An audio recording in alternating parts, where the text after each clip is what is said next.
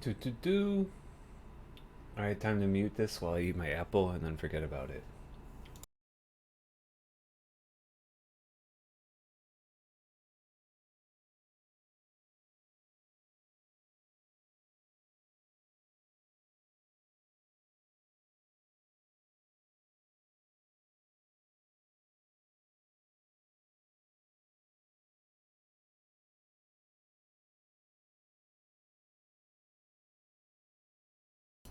If you're watching on YouTube, skip to the time that you see right there. Click that button for the first game. We're in the waiting room right now.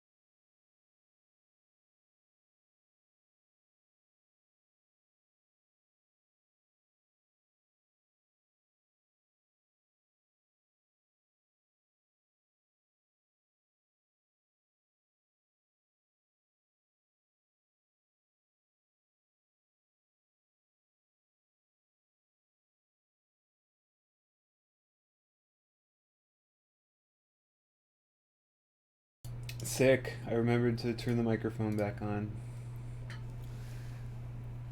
I'm a genius.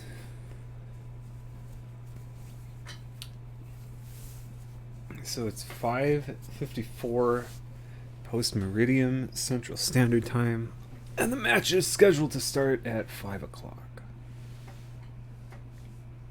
Did I say 5:54? I meant 4:54. Numbers.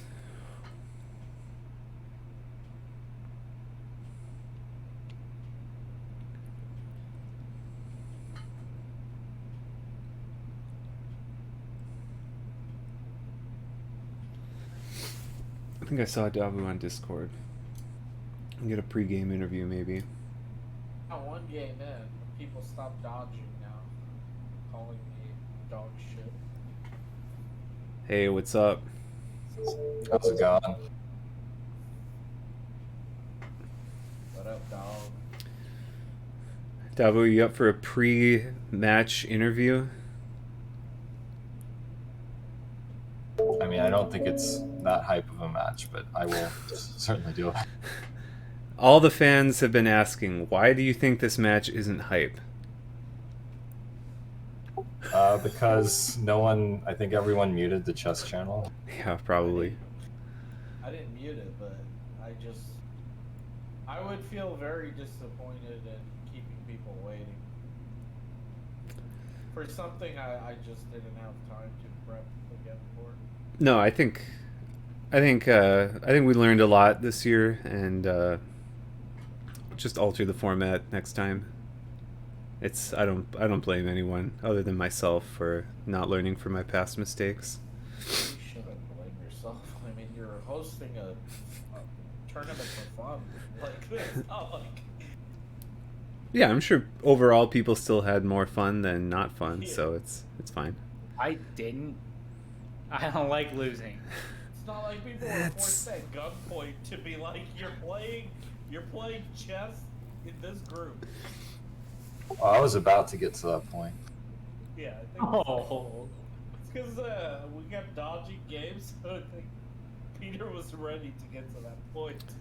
Dabu's about to pull out his strap. Dabu needs to be careful. Jody knows your name on both chess and white chess. I'm pretty sure he studied you.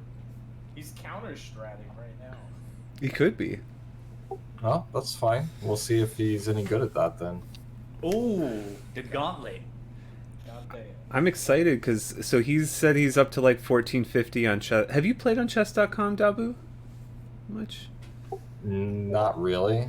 Because he said he's 1450, and I think chess.com's usually like 1500 is equivalent to like 1700 or 1800 or something on light chess. So I think you guys should be pretty closely matched. At least, probably. I don't know. I think it'll be the closest match we've had so far. I would say that. Yeah, and if he's counter-stratting, Are you live right now, Peter? Yeah. This is the pre-game interview for the content. I is told. Jody watching the stream? Can he confirm or deny? Has he been counter-stratting? I don't know. But I can confirm that, on those YouTube videos where they're like, and if you want to learn more about this, click the link right here. And then they point somewhere on the screen. And then in post-production, they're supposed to, like, create the link in that spot. I totally got all of the viewers of the VOD because I pointed and I was like, you can click here, but I'm never, ever going to add that thing. Kind of cruel, actually. Yeah. Why would you trick someone like that? And then why would I laugh about it? It's pretty fucked up. That's you're kind of seeing a dark side of Peter right now. All right, we got the match. I'm gonna deafen.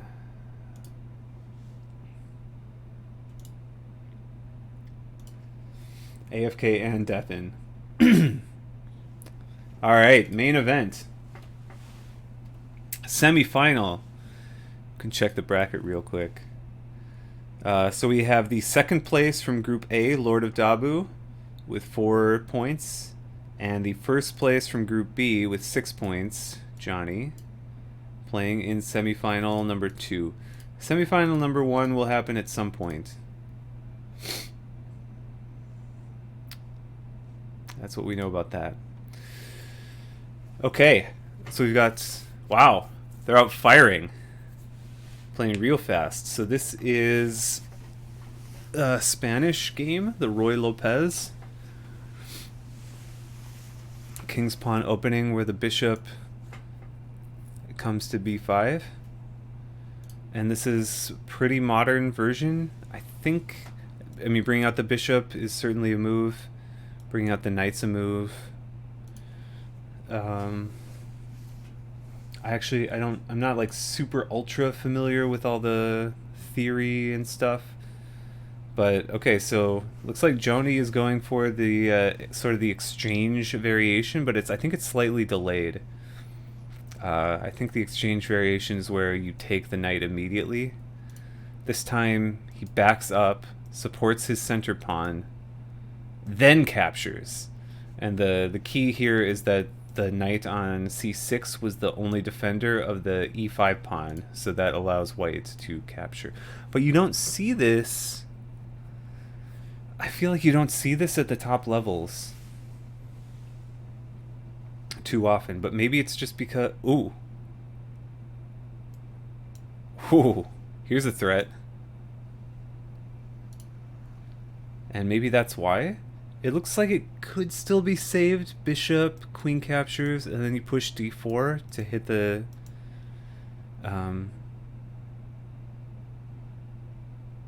to hit the bishop and the queen. So the threats here, of course, checkmate, and the knight doesn't have a defender. And we're kind of seeing...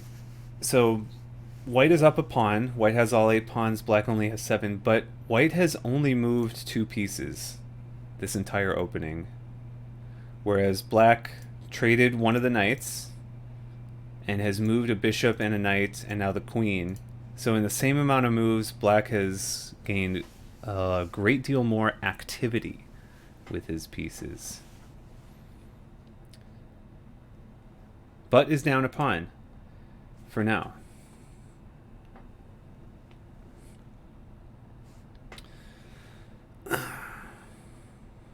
Okay.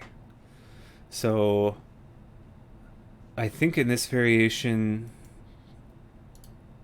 it doesn't look too good. I think white loses the pawn but holds on. Okay. That one didn't occur to me really, but I guess I don't see why not. Other than, oh wait, yeah, because it loses a piece for the pawn. What was wrong with d4? There's a check, but then you play c3. I'm not sure the problem with d4 here, although it still doesn't look particularly excellent. You can't run away the queen with check. If you run away the queen, you lose the bishop, which is fine. I guess you could just take this, then you lose there. Then you capture on g2. It looks pretty good for black still. It looks pretty good for black still. Or if you just capture, recapture, check, king slides over, still looks pretty good. So maybe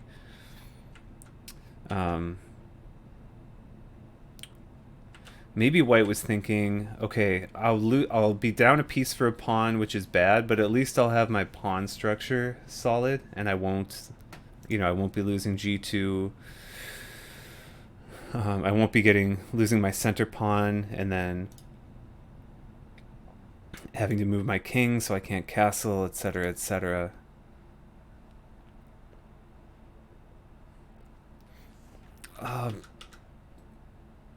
This really surprises me though. Queen take a lot of surprises early on from these guys. Queen takes b2. It looks like it traps the rook, but it can be defended by moving the knight. Is that better than taking the bishop? I think if you take the bishop, you're just up a piece for a pawn. This way, now the material advantage, or the material balance is equal. Okay, both players castle. Wow. This, the engine for this, I think it's going to be very up and down. Because I think black had a pretty serious advantage, and I don't want to say it's squandered, but I think the game is pretty even now. The material balance is equal. The differences will be in the pawn structure, where black has doubled pawns on the c-file. White has a strong center and really nice pawn chain, coordinating with the bishop on e3. Dark square bishop, light square pawns. But white has an isolated a pawn, which could become a target and or liability. So where do we go from here? Now we're playing chess. Now we're playing chess.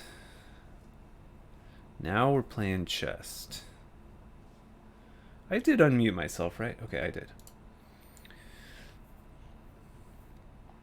So there's two semi-open files for black. So black probably wants to get the rooks here. Also, black has a majority of pawns on the queen side compared to white. So probably advancing the... So maybe you want to bring the rooks over here and push your pawns. Maybe that's one way to try to bust through. Otherwise, I think it's all going to be in the pawns here, because there's not that many pieces left for either side, having traded off several of the minor pieces already. So we got to get the rooks involved. We got to get the pawns rolling. So we've got a choice here. So hits the queen and hits the knight on f6. So it's possible to take the knight on f6, which weakens the pawn structure further, because then black would have doubled pawns on both the C file and the F file, and then an isolated H pawn. However, we're definitely headed to an endgame, and usually you prefer bishops to knights in endgames. Also, this diagonal is open. The king is open on this diagonal, which is sometimes bad. Sometimes it's a liability. It's especially a liability if your opponent has a dark square bishop and you don't. You can get exploited pretty hard. But in this case, it's the opposite. White has the dark square bishop and black doesn't. So this diagonal being open is okay. No problem. This capture, I couldn't expect this one. This really surprises me.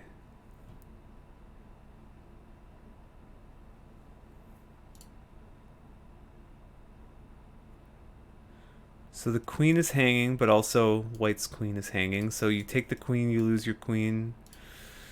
Are they going to trade queens? They are. Okay. So this and then, okay. Now I think, oh, okay. I would have taken that. I would have snapped that knight off the board. I would have definitely taken the knight, because I'm not sure about exploiting the pawn imbalances when there's queens and other pieces on the board and everything. But when it's going to be just rooks and pawns, I definitely want to double it up. It's still a good bishop. Don't get me wrong. There's no problem here. Maybe it's just a difference in style. But I feel like it's simpler to take advantage of pawns that would be split and doubled like this. But maybe not. We'll see. We got a real 2D chess match on our hands here. I think white also had the option, if we go back just very quickly, we'll get back to the live game. White could have recaptured with the pawn, keeping the queens on the board. Probably black is going to back the queen up, maybe to e7. But white wanted to trade trade queens. And then not trade the bishop for the knight. Okay. So we've got centralization of the rooks behind the pawns. Black makes some space for the king, so that there's no potential back rank checkmates later.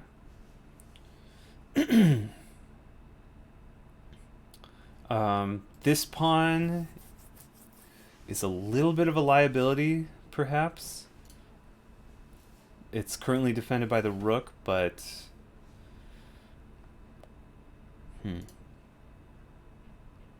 you don't want this rook to be tied down to it forever. Could potentially push here. Opening up this line. If black captures, white recaptures, then this pawn would be very much a liability.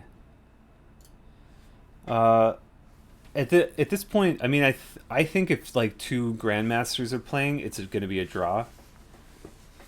But at our level, there's two things. Black does have doubled pawns here, and whites are all, not doubled or isolated. So white has an advantage there, and also having a bishop is usually a little bit better than a knight, especially in the endgame, just because it's longer reaching. So I would give a slight edge to white, but I wouldn't be surprised if we actually did see a draw. I think that'd be the first draw of the CSL 2022. Is that right? Were there any draws? BTB and Wenza, it was 1-1, but with wins. Yeah, and every game was decisive in Group B. So I don't think we've had a draw yet. Okay. So Johnny did push the pawn, and we see an exchange of pawns. Whoops. And now, I think that favors white.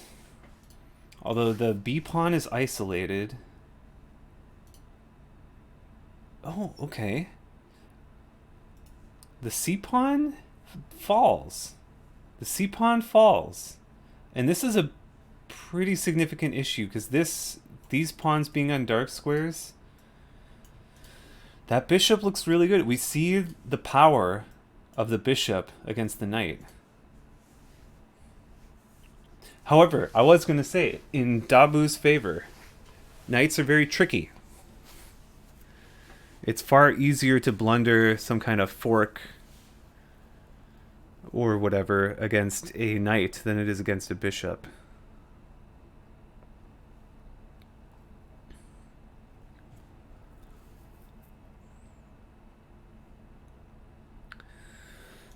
So how does white consolidate this? It's difficult for black to defend this pawn. The only way looks like rook a6. This way you would lose it, this way you'd lose it.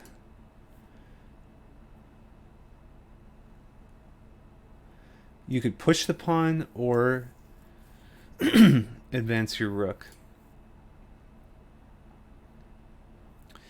This knight, I guess you could bring the knight back to threaten the bishop, but yeah, the bishop would just take the pawn at that point. So I think advancing it makes a lot of sense.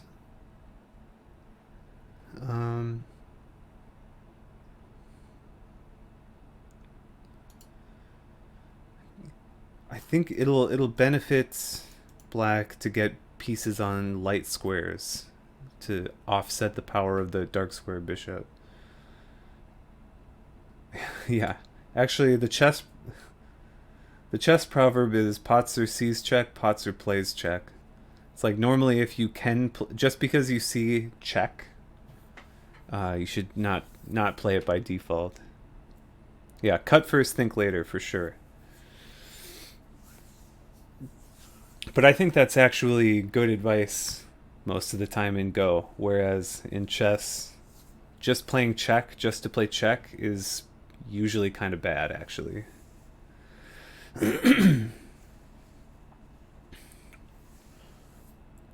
Okay, we've got a fork, right? We got the tricky knight. It shouldn't be a disaster because white can recapture with the king. And then white is up a pawn. Black is potentially going to have a passed pawn here. But I would say I think this position pretty strongly favors white. I think white can win this game. The big difference here, both players have a passed pawn. White has an extra pawn. But in this case, black's king is all the way back.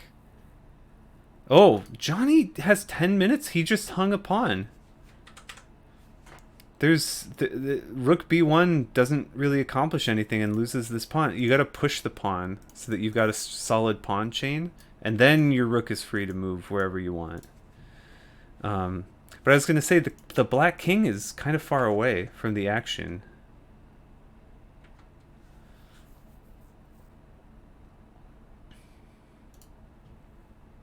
Okay, the rook will come over. So now, what do you do if you're white? If you had an extra pawn on the d file, you could push the pawn. And your rook doesn't need to be on b2, it could be on d2, supporting the pawn that you're pushing up.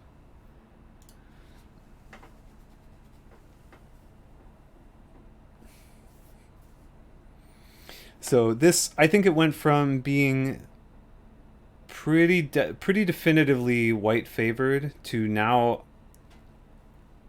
I mean, I think this has to be a draw. I'm sure our players could still make mistakes. There's still plenty of game left to be played, but this looks pretty draw-ish to me. I think the rook on b2 would be better placed somewhere else. Probably d2. You want to prevent the king. If the king can somehow march all the way down, I guess in this case, if it could march here, here, here, that looks like one potential way that black might be able to create trouble with this pawn. Also, White's rooks are kind of frozen. This one has some freedom. It can move along the second rank. But the rook on a1 is not going to be moved, maybe ever.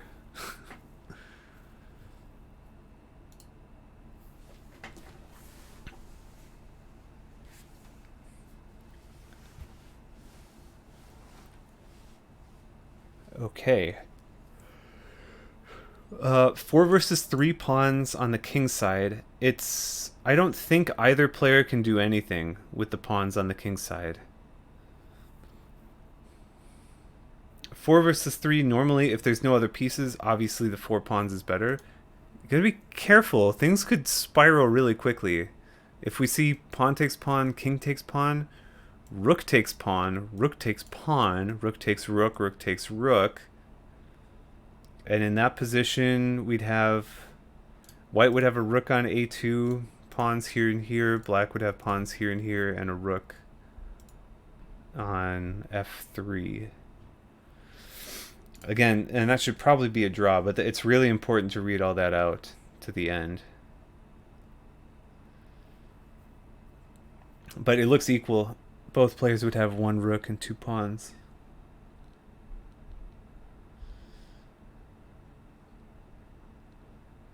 Oh, but black throws in this check. Alright, now the king defends both pawns.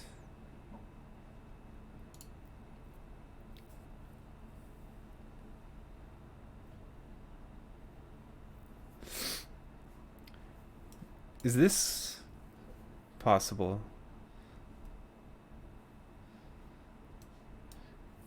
Hitting the G pawn. I guess you gotta worry, what if... So for black... Okay, so for white, controlling the B file is really important, because if black ever gets to put one of the rooks over and then down on B1, that's how things get really, really bad in the corner, to put it bluntly. That's how black can force a promotion. I think we might have a potential repetition here. Check. King goes back, rook goes down. No, okay.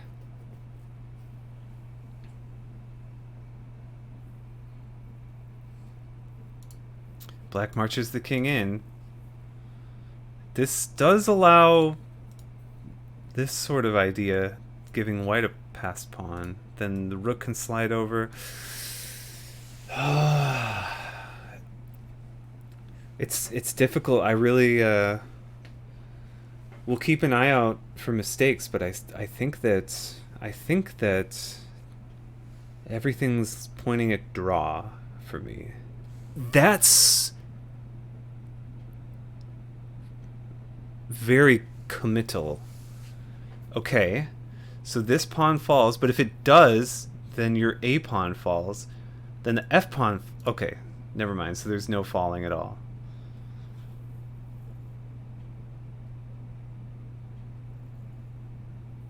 I think king needs to come back, maybe.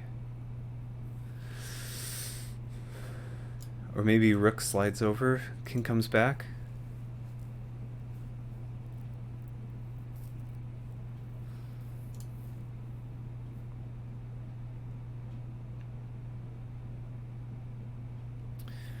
The danger here for white is if your king... So if you put... If pawn takes, king takes here, or king takes here. Probably king would take the F pawn.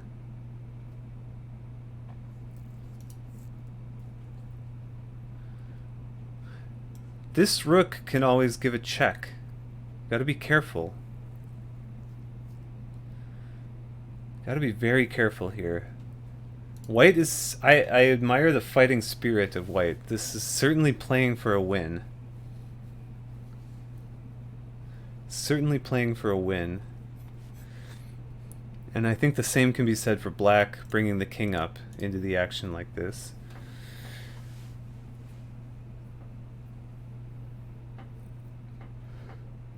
This... I think the king needs to step back. You don't want to put your king Yeah, you don't want to put your king on the edge of the board, because then it's going to get trapped by the rook. It's never going to be able to leave.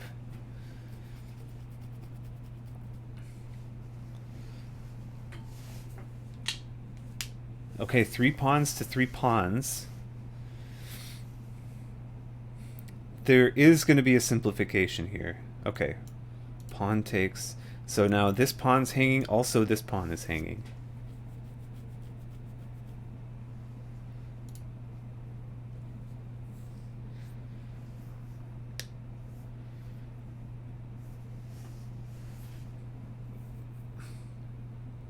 A trade of rooks. Rook and 2 against rook and 2. It's difficult to say, but I mean, black's pawns are split, and white's king is in a beautiful position here. This simplification definitely favors white. Definitely favors white. Why does it look like... Okay, yeah. If you try to bring the king over, you get checked. And you have to back up or go down, which could be dangerous if the rook rotates up. But then maybe your f-pawn is falling.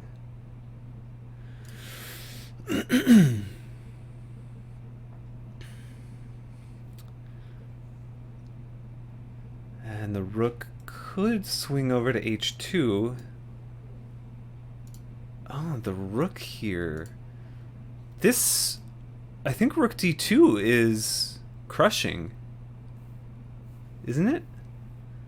Then the king can never get over.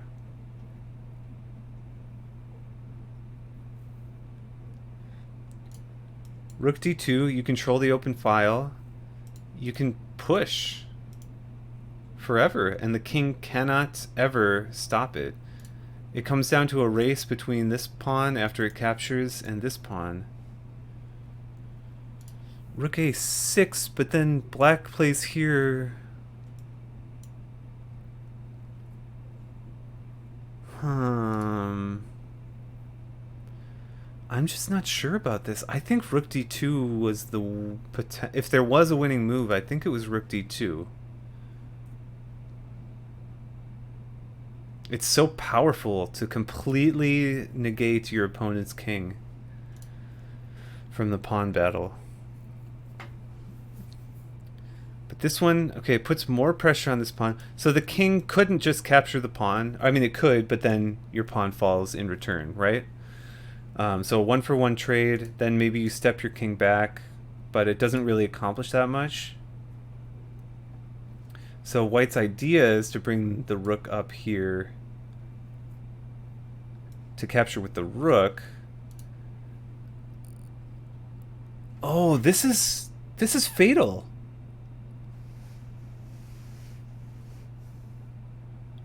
Oh, white should be able to win this. King g4. Okay, I think that's fine too. But king g4...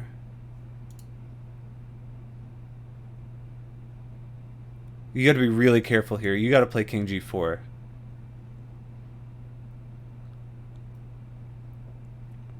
Okay. If you push the pawn, you could end up not being able to catch this one. But if you push, you lose the pawn. If you bring the king in, white can trade, or take the pawn. If you trade rooks, then the black king can't catch the pawn on e5.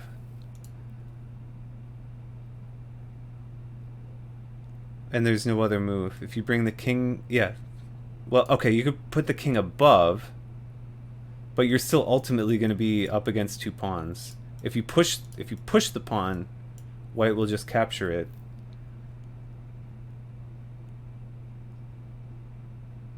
Wow, jony has won the endgame. Jony has won the endgame. He made rook a6 work. I wonder if that is the proper way, or I wonder if that should have worked, or if there was a defense for black. Whatever. We'll stay live. Sorry. Okay, we'll stay live. We'll stay live. We'll stay live. This is a pretty straightforward sequence. You capture. Okay. And we have no recast. So Dabu reads pretty clearly, if you take the rook, it's lost. Because the king will never be able to catch the e-pawn. So he keeps his rook on the board. Smart. But a rook and 2 pawns against a rook, it's just a win. This is just a win for white. It's still up to Johnny to be able to convert it. It's not trivial, but but it's not super difficult either. This is not a super challenging position to convert. You basically just try to keep your king next to the pawns, put your rook behind them, and then march.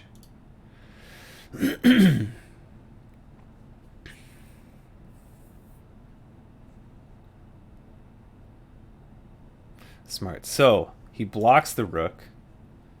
If the rooks ever get traded, the black king can't catch the e-pawn.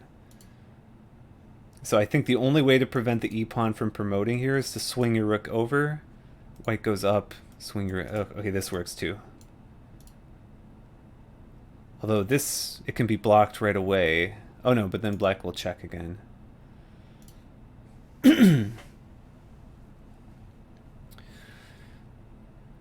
Maybe able to push here. I'm not sure what the best form is,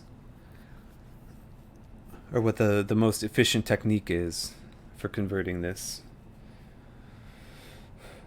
But you just definitely don't want to let your king get separated from your pawns. That's really the only way that it could become a disaster.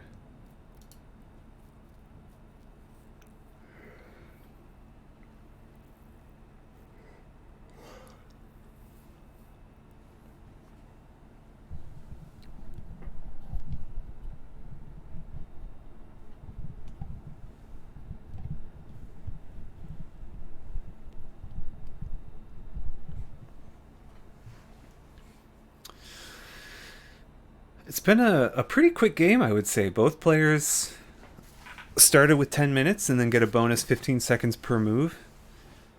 And both have a comfortable amount of time left. Dabu with over 10 minutes and Jony with over 8 minutes. So one of the benefits to playing a little bit faster in the early game is that you have plenty of time for these kind of nerve-wracking decisions in the endgame.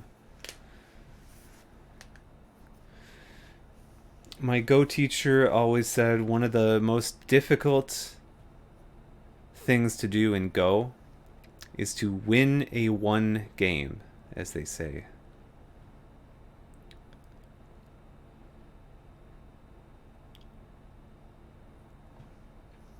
Okay.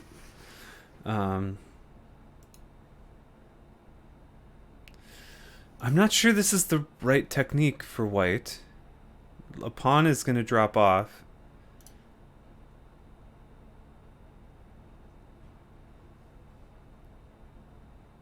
I should still be winning, I think.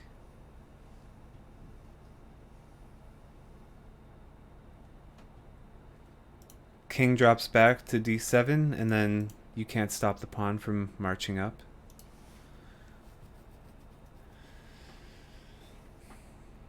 I think that should suffice.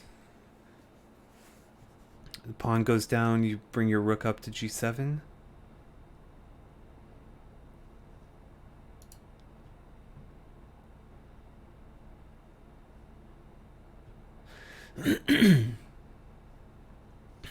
I guess it doesn't matter too much. I think g7 makes the most sense to prevent black's rook from contesting the 7th rank. But I don't, at this point, I don't think it matters. Because now the king is in the perfect position. It controls all 3 of these squares. So basically the pawn is home free. And black's king is too far out of the action. As you can see from its black and white coloring, it has eaten one too many Oreos and isn't quite fast enough to get there.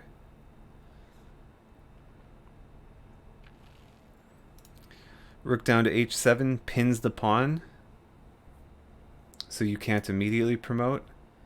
But then king steps up to d8, and then either you take the pawn now, or you give a check. It promotes, and then you take the queen.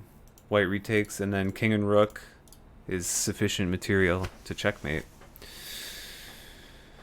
So unless we have an unfortunate stalemate somehow, it's looking like Johnny's taking a 1-0 lead in the match. Draws first blood with the white pieces. I don't think it matters. I think you can just promote. You could throw in a check here, so to force the king back. I think that's actually the proper way. Check, because then I guess it doesn't really matter. I guess black is hoping for checkmate here. Queen here wins the rook. Yep. There's stalemate possibilities. There are stalemate possibilities here. In a match as high stakes as this one, I think it's absolutely reasonable to insist. Oh, he did it! What? Oh my god, you got 9.5 minutes? Take a fucking chill pill. I can't believe it. Oh my god.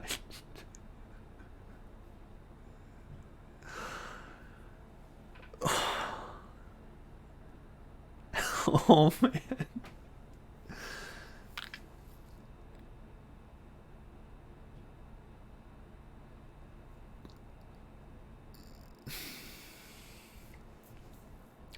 Game 2 of Dabu versus Jony.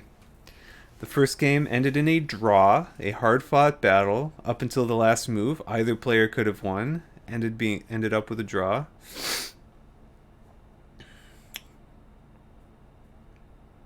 Some say it was unavoidable. I think, I hope Jony is breathing right now. Because I think he may be tilted.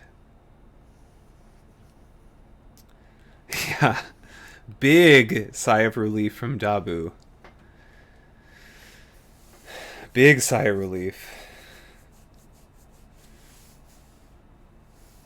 Okay, so, alright, game 2. So this is exchange Caro-Kann into like a 4 knights thing. I think the opening at this point. So one thing, black plays e6 before getting the bishop out. So this bishop's going to be a little awkward for a while. Because you can see it's behind the black cage of pawns. So it's not going to be doing very much.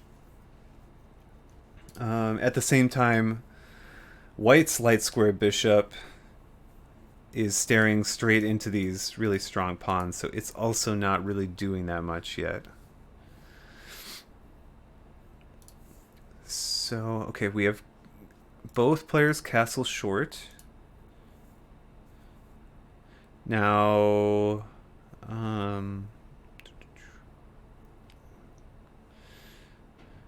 what are the goals here? So one thing white might try for is to put the knight here, hoping that, okay, if black takes with the knight, then you recapture with the pawn, and it's a fork.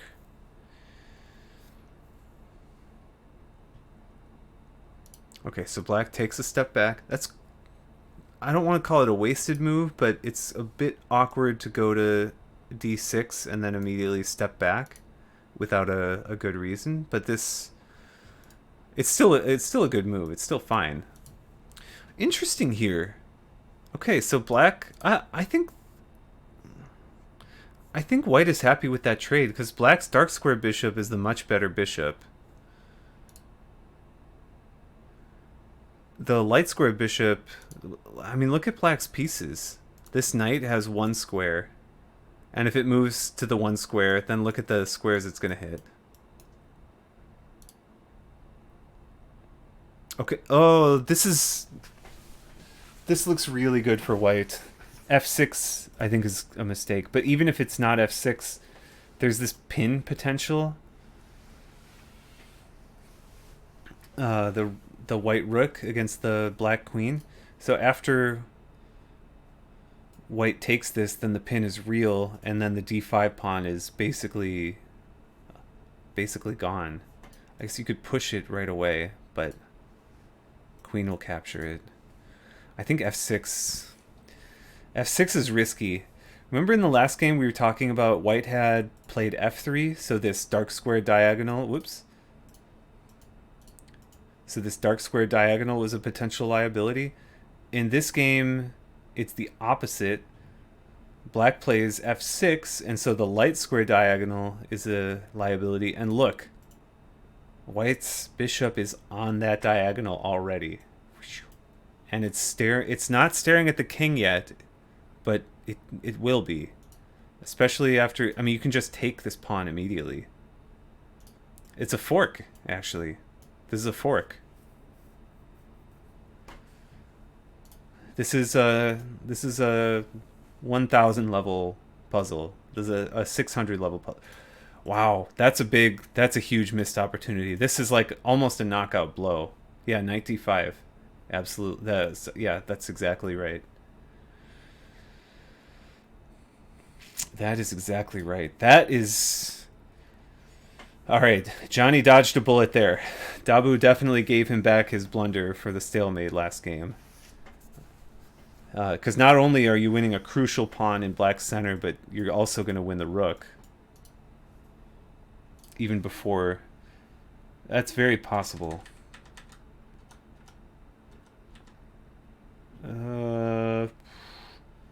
If you take it here, I think you lose this. Capture, capture. I think you want to wait until your pawn is gone before you play it, but... Also, this is very surprising. So, this is a huge momentum swing. Huge momentum swing. Black's queen comes out. So now the queen is a lot more active. It relieves the pin. But also, at the same time, white defends f2. So it was being hit twice, so you got to defend it. But it's defended by bringing the rook back, question mark? I think queen d2 would have been the proper way to defend.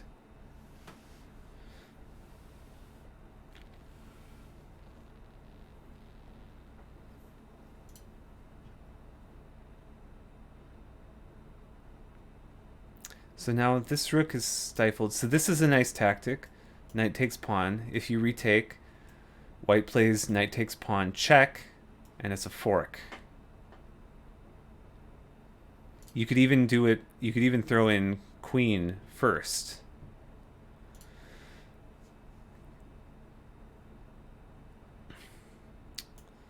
Queen takes, forcing the trade of queens, and then check. King moves over, take the rook, you're up. A pawn and a rook for a knight.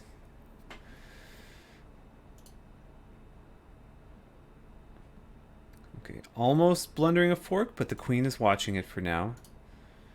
I think... This is tough, though. Knight drops back to f4, and then it's hitting... We've got another fork. Also, it's defending g2.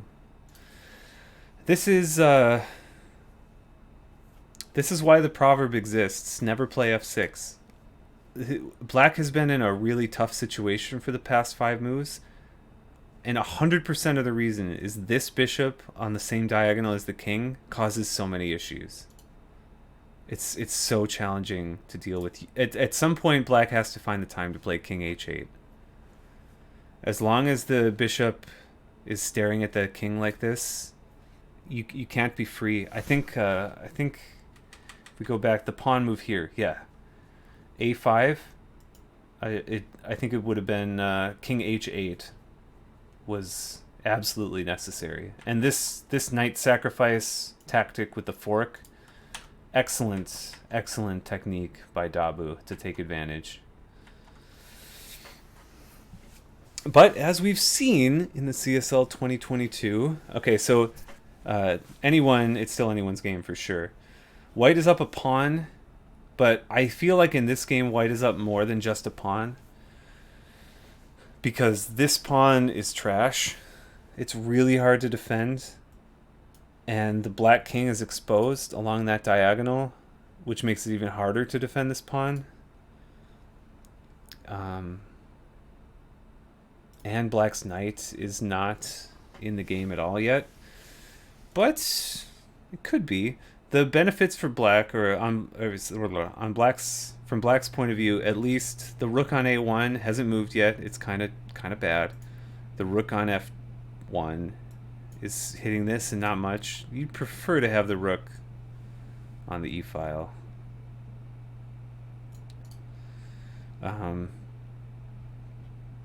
So, and I mean, black does have some pretty heavy artillery pointed straight at the white king.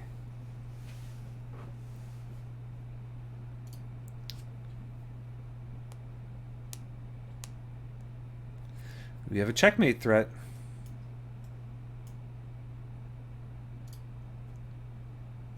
How do you defend? How do you defend this one? This bishop can't do anything. You could push the pawn, which is a little bit scary because then white or black's bishop is super lethal.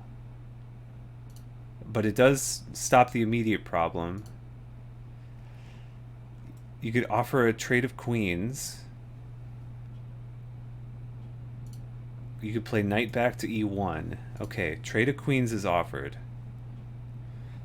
I think you probably don't want to trade the queens if you're black, but I'm not sure if you can avoid it.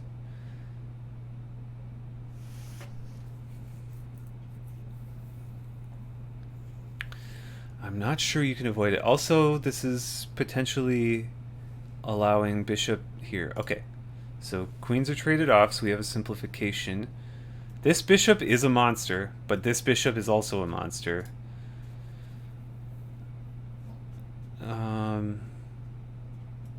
Black takes control of the open file. But this looks like knight is going to come here, and it's a fork. So I think, oops, I think the bishop needs to step back to defend the pawn, which that is not ideal. Because you really want to keep your bishop on this diagonal where it exerts so much. Oh, okay, that's a nice idea. I didn't think about that. Defend the pawn by moving it here. It does offer the exchange of bishops, which at this point white is up a pawn and one of black's pawns is isolated, so definitely white with the advantage. Also, white's knight is in a pretty active position, and black's knight is chilling. He's chilling out in his king's bedroom, basically, because that's where the king started.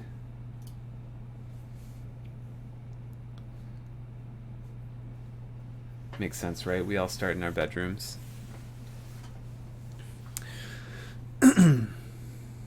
If it's a home birth, I don't know. So I think Dabu right now should be calculating, do I want to trade bishops? Is black going to capture with the pawn or the rook? And what does the position look like after? Other options, I guess, since your knight is defending the bishop, you don't really have to play, like you could play rook a to d1, so then if bishop takes, you could take the rook. Oh, it plays this one over. Okay. I guess with the thought that this rook, these pawns are going to get traded off pretty soon, so having your rook on a1, you know, it might open up very shortly. Makes sense. So this bishop's kind of frozen now.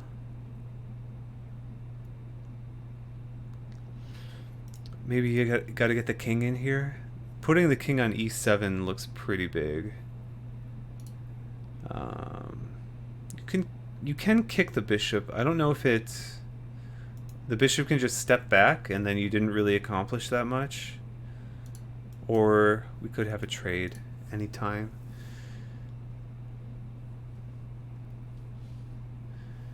And the reason I say it didn't accomplish much, it could be good to have a pawn on a4, but it also might not be good because then these squares are, particularly the b4 square is weaker, and I don't know. I don't know if that's good or bad. And pawns are the only pieces that can't move back. So it's, if you play a4, you can never undo it.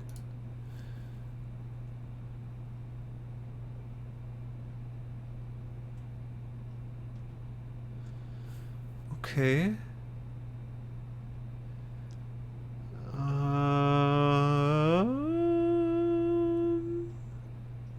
Bishop takes bishop. What do you take the knight? Okay.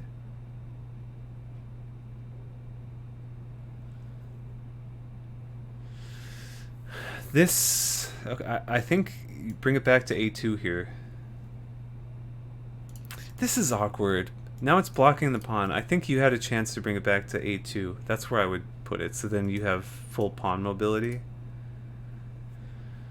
It does. It's definitely a similar endgame. This one, however, there's a few key differences. Oh yeah, I guess it was knight versus bishop.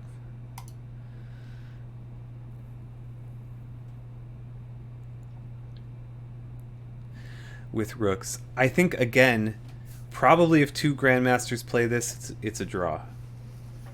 But this knight is like trashed here. The bishop is still very, very effective on this diagonal. The black knight always triumphs, but in this game it's very passive. And now you swing the other rook over.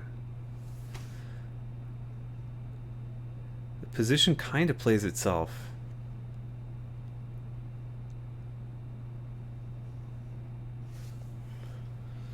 Now there's a combination here. Bishop takes, pawn, check. Rook takes, king takes, rook takes knight. And at the end of the day, white would win a pawn. So black defends it.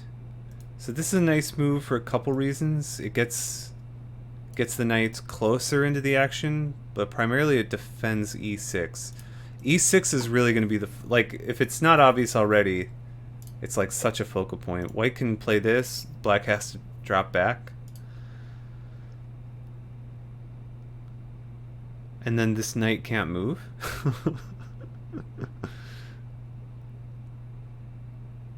Oh, that one is... Yeah, I guess that makes sense, but then the king comes back. This one would have prevented the king from coming back. But this pawn on g4 is so annoying because the knight can't go anywhere. This is very nearly Zugzwang. Zugzwang, where it's like you can't make a move. Black doesn't have good moves. Playing this position as black is torturous because you're just trying to hold on. You got to try to hold on to your e6 pawn. Because if this one falls, then you're down 2 pawns. But you need like all your pieces guarding it all the time because white has such a powerful attack.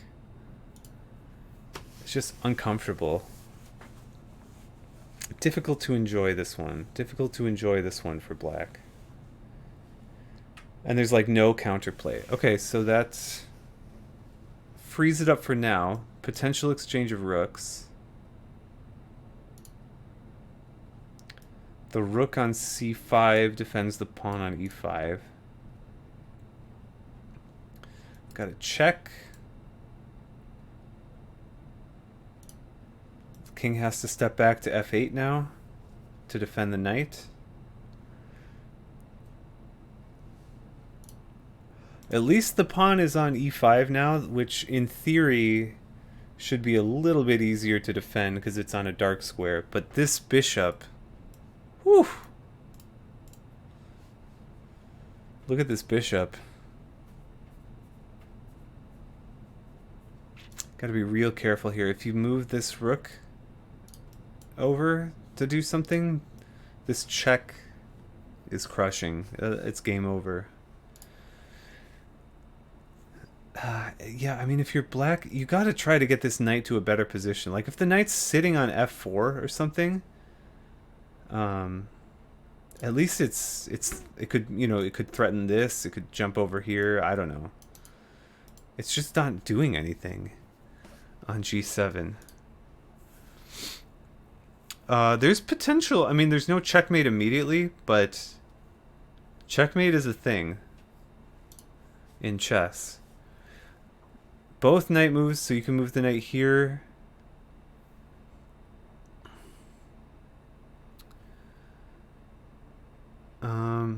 You could move the knight here, because then it's guarding the d8 square.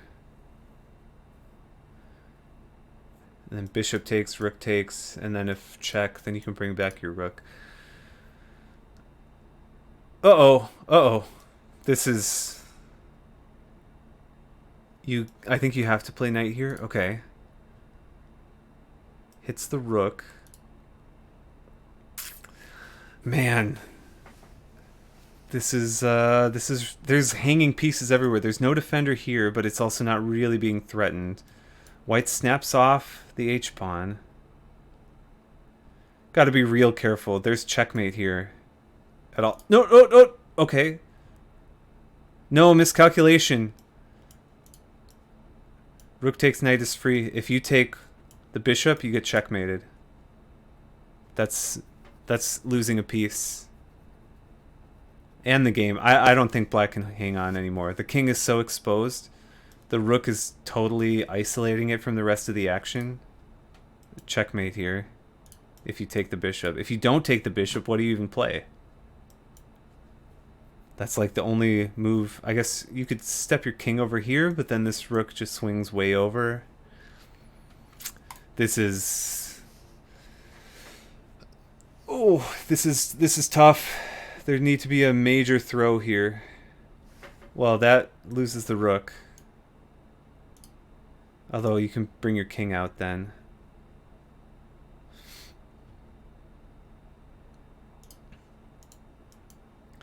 Still, that trade might be okay, because then you can bring your bishop back.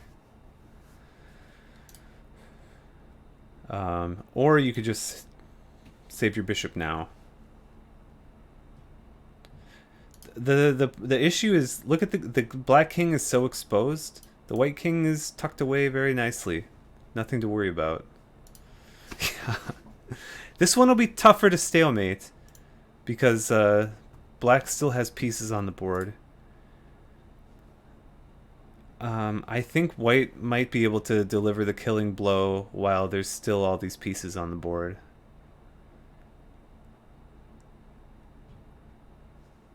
That's checkmate. If you move the king over, I think that's the only way to prevent it. I guess king here, but then you get discovered. Discover checked. Oh, actually, discover check. King goes here, there's mate in 2. King goes here. Okay. Oh, there's still mate in 2? Okay, you can sack the rook, but it's...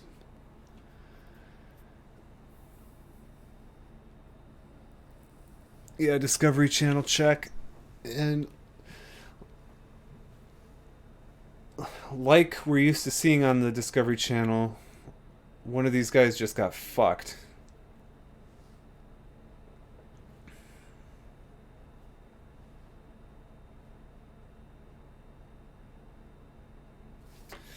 Okay.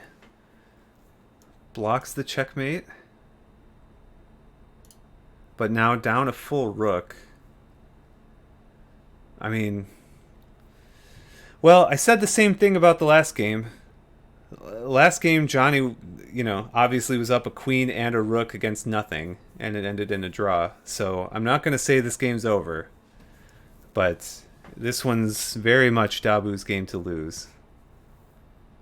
I think it's easiest to just check, to pick up. You can just slowly pick up all the pawns. This threatens checkmate. You got to bring back your rook, or I guess you could slide your king over. But I mean, there's a million ways to win this.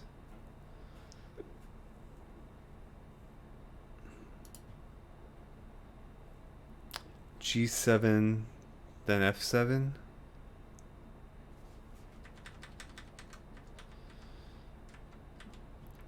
I don't think there was ever checkmate. Here, this rook is guarding. Yeah, this rook is always guarding the F7. So further up. And we have... Oh, sorry, I missed it. Checkmate. Oh no, black resigned. I guess there was one move here. But I think that the black rook was always guarding F7, so I don't think there was a forced checkmate. And there we have it. Dabu vanquishes his opponent. 1.5 to 1/2. This is in the anime timeline theory of Johnny's life. This is like the end of the first arc, where our hero, the protagonist, fails. Yeah, that was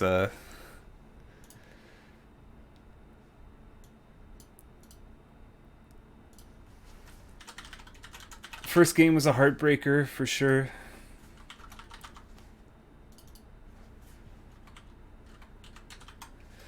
Okay.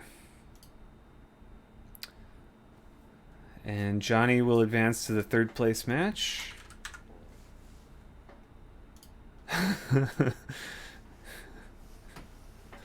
I want to do quick reviews with the engine of both the games.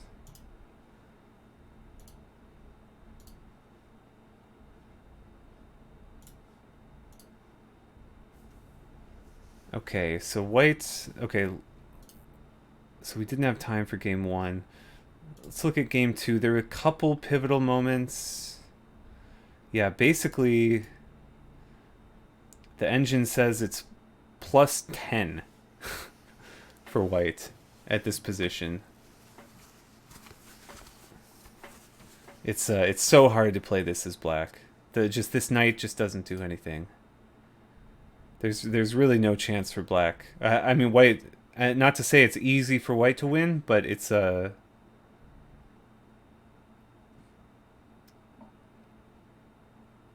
Oh, looks like you got to play this pawn move. I don't know how you see that. I don't even know what you're supposed to do here as black. This looks really difficult to play. But let's see if we go back a little bit earlier.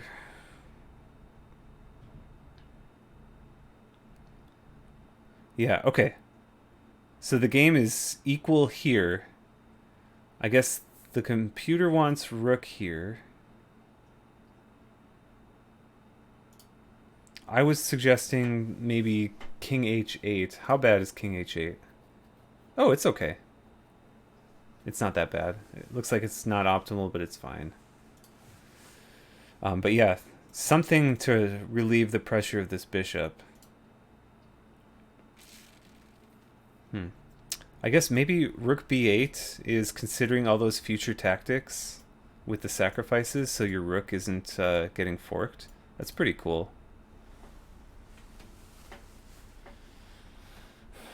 Yeah, that's exactly in game. Johnny said in game 2, basically Dabu finding that move to take my pawn in the middle that end up forking the king and rook. So that's after this move, Dabu finds it, knight takes d5, and then if black takes it, I think actually it's probably better to take with the queen. And then whatever you do, you just lose the rook. This would be also pretty much game over if the position gets here. Yeah, so I think that's why the computer suggests to slide the rook over to prevent that. Pretty... Rook b8, that would never occur to me. I would think get my king off the diagonal, but rook b8 makes sense. Looks like there's some spiking here.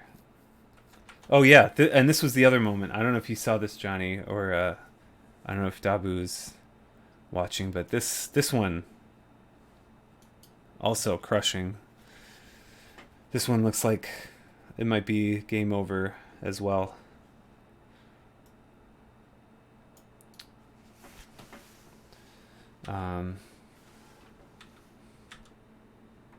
Yeah, basically, I mean, the game is okay. The game's a little bit better for white, but I mean, it's always a little bit better for white in the opening.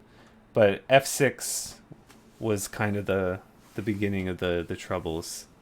That's the first move where, yeah, the engine's like, whoa.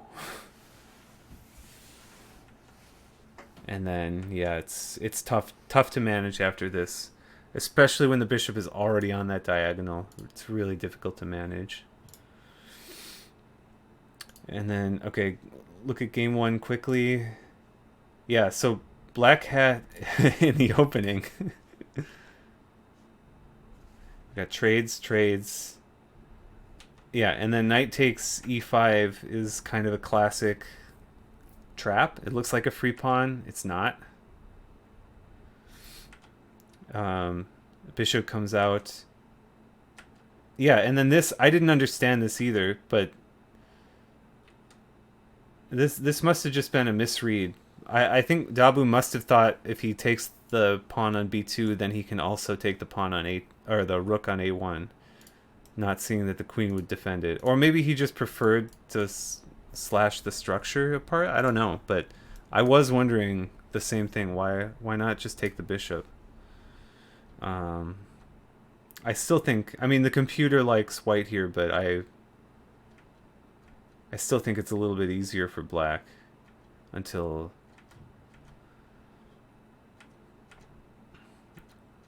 later.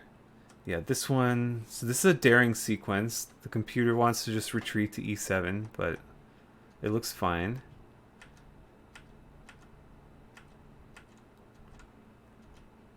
And just kind of chess stuff for a while.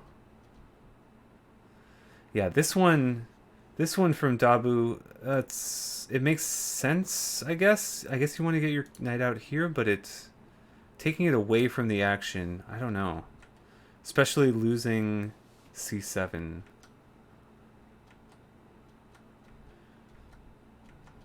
And then trading. And it's... Yeah, that one... Donating the d-pawn, I wasn't sure. I mean, okay, so the computer likes pushing the rook so that the pawn can never get to the 7th rank. I thought playing d5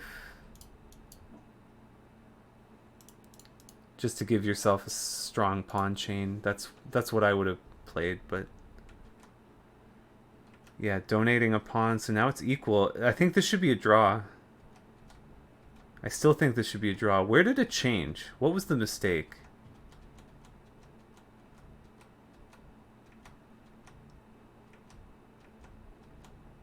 Ah, this check. Looks crafty.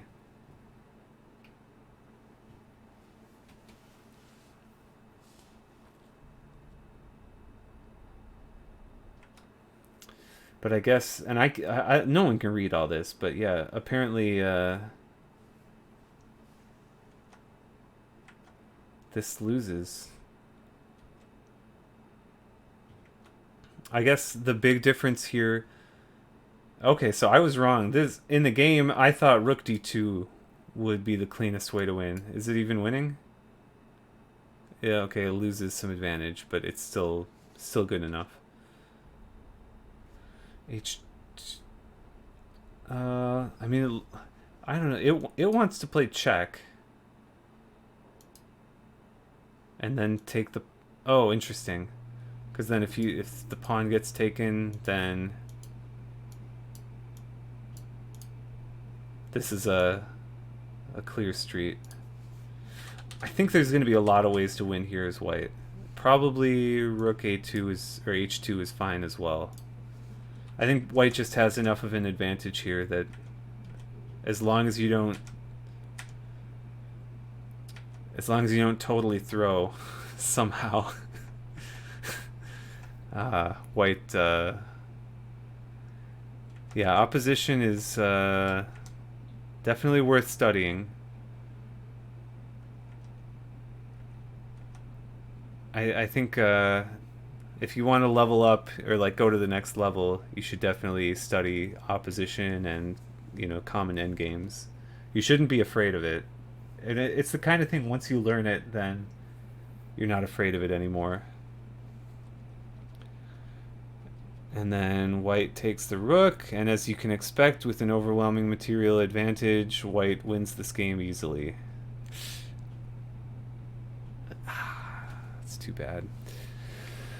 All right, well, I will say the good things that come from this are, I'm sure that this one stings really, really badly. This probably is not the favorite way to lose. There were very good chess games, but I think hopefully this will be more motivation than anything for our hero, the protagonist, Johnny, to come back and slay Dabu in the future.